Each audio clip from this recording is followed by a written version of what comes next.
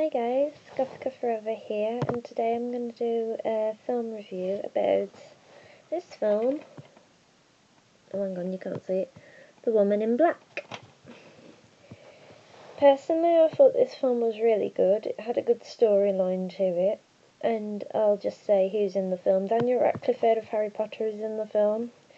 I'm not particularly the biggest fan of the Harry Potter films, or him in general, but in this film I thought he did a brilliant part of the guy's name. I keep always forgetting his name. Arthur Gibbs, sorry.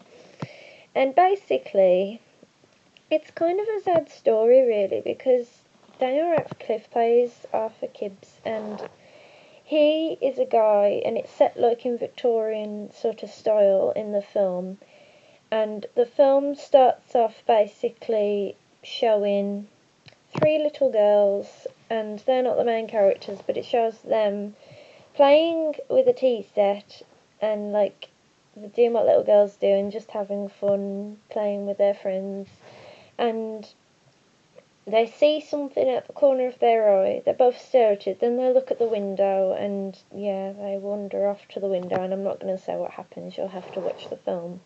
But they go over to the window, and then the film portrays from there, and then Arthur Gibbs comes into it.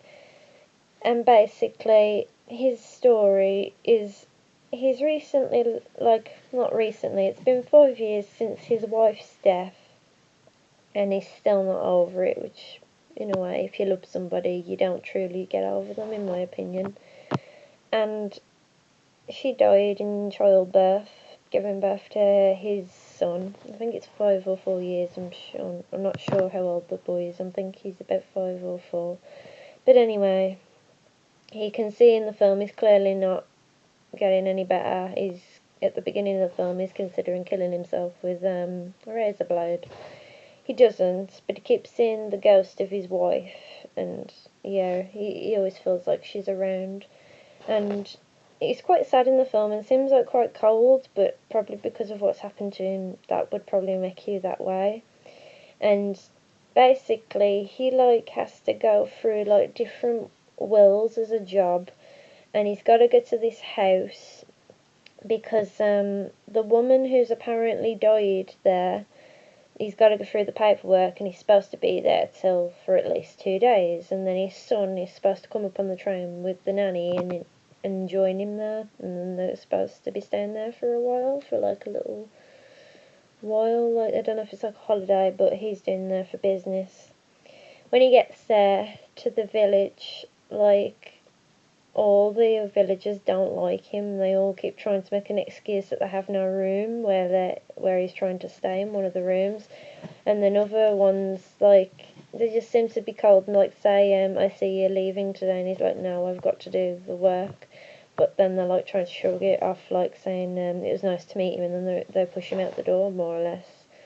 And anyway, he gets to the house that he needs to get to, and he discovers where the title The Woman in Black comes in, who she is, and it's not about his wife or anything, it's a completely different woman. It's quite sad, really, because she also had a son, and then I don't know if it was because in them days she was unmarried when she had him, and then I don't think her sister and her husband approved, so they forced her to adopt her son, and she wasn't happy about it, and you can see in the letters that Daniel Radcliffe reads, she's full of vengeance, and she's an angry spirit, and she really doesn't like what happened, and she's saying, if you won't let me see my son, I'll find a way. And yeah, it is a horror film. It does have its jump scare moments, I'm not gonna lie. And it's the simplest things will make you jump, like a tap turning on. It's one of them really eerie, jumpy films, but it's absolutely brilliant. I loved it. And certain things in the house will just make sounds, and he realises she's still there. And he's nice in the film. He realises why everything's going wrong in this village, and because of that woman's son being adopted by her sister and her husband, they go into quicksand, their little carriage does. And basically then when the carriage goes into the quicksand, the little boy dies, which is horrible. But, like, because of that, she's full of vengeance and she's really angry about it. And because of this, the woman in black hangs herself because of her son's death, but her spirit's still around, and they believe, all the villagers, because her boy was killed, that is why all the other children in the village are being killed, which is kind of true, really, because the woman who also had a son who died on the beach with his friend, she, like, gets possessed at one point by her dead son, and explains to Daniel Radcliffe that because the woman lost her boy, she takes the children out of revenge, which isn't very nice, but it'll make a lot more sense when you watch the film. I didn't get it much at first, but then after a bit it started to slowly make sense. The ending was really good, but I'm not going to spoil it, you're going to have to find out for yourself. And it's like kind of a happy ending, really, in my opinion. I mean, it's sad in a way what happens, but it's a happy look at the same time. It'll make sense when you see it, but overall, it's a brilliant film. It's good. It's like not the sort of horror film you'd expect, but at the same time, it does have its jump scares, so it is like got one of them sort of horror effects to it. Some of the deaths from the children aren't pleasant, in my opinion. Some worse than others, but they're not really graphic or anything, but just like, it's just not nice, some of them, how they die. And it's more jumpy than gore, which I like. I mean, I don't mind gory horror films, but with this film, I found that it just had more jump scares than the gore in normal horror films that you get. But basically, like, I thought it told a really good story, and I just thought it was sad, but it, like, got across the message. Like, in a way, it's like saying don't take your kids for granted, because you don't know how long you're going to have them for.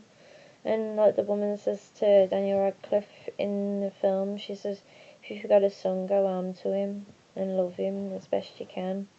Which, in a way, is true. You should love your kids if you have any. Personally, I don't, but, you know. But, like, you know, I think, like, makes you realise that if you have children, how important they are. And, like, in this village, everybody's upset because all their children seem to be dying. It's not nice, really, but overall, the film, to me, really stood out, and I thought it was really portrayed well. I thought they did brilliant casting for the film. It really portrayed how the characters should have been, which is very good. Also, I thought I'd give you a little hint on something.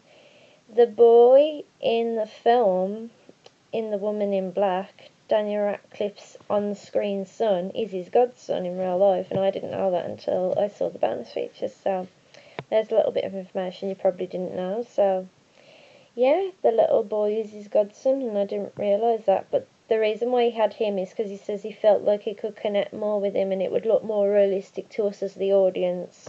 So by having his godson on the set, it would be like basically that sort of father-son bond that you wouldn't really get probably if it was just a normal child, whereas as he's like sort of got a relation to him, you could show that love in the film and it would look more realistic than it not looking fake, basically.